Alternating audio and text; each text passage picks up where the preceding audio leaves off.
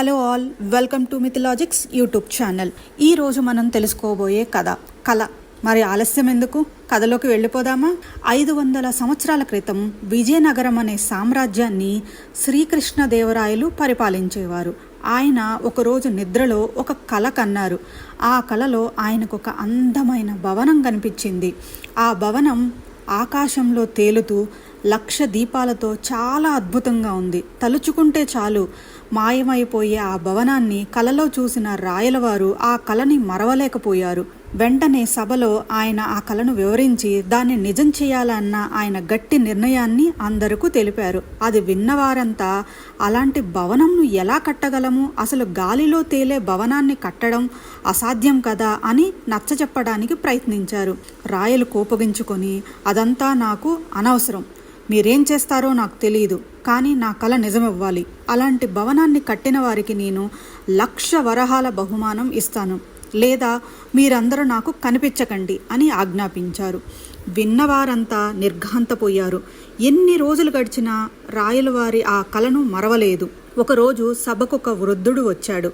నెరిసిపోయిన గడ్డం, జుట్టు, మీసాలతో పాపం అతి కష్టం మీద కర్రతో నడుస్తున్నాడు. నాకు అన్యాయం జరిగింది, న్యాయం చేయండి అని రాయలవారిని ప్రార్థించాడు. నీకేం అన్యాయం జరిగిందో నిర్భయంగా చెప్పు, నేను న్యాయం చేస్తాను అని రాయలవారు హామీ ఇచ్చారు. నా దగ్గర 100 నాణాలున్నాయి స్వామి, అవి ఒకరు దొంగలించుకుపోయారు. నాకు వారెవరో తెలుసు, నా నాణ్యాలు అడిగి ఇప్పించండి అని ఆ వృద్ధుడు విన్నవించాడు.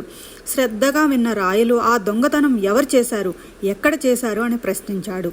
వృద్ధుడు తడపడడం చూసి, నీకేం భయం లేదు చెప్పు అని రాయలవారు ప్రోత్సహించారు.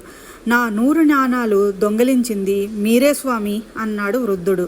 నిన్న రాత్రి నా కలలో వచ్చి మీరే దోచారు. రాయలవారికి చాలా కోపం వచ్చింది. ఏమిటి వెటకారం, కలలో జరిగింది నిజమనుకుంటే ఎలా అని కోపంగా అడిగారు. ఈ మాట విన్న వృద్ధుడు తన గడ్డం మీసం తీసేసి కర్రను పక్కకు పడేసి పగటి వేషాన్ని విప్పేశాడు. చూస్తే అతను తెనాలి రామకృష్ణ. క్షమించండి స్వామి, మీ కలను నిజం చేయడం ఎంత కష్టమో నిరూపించడానికే ఇలా చేశాను అన్నాడు తెనాలి.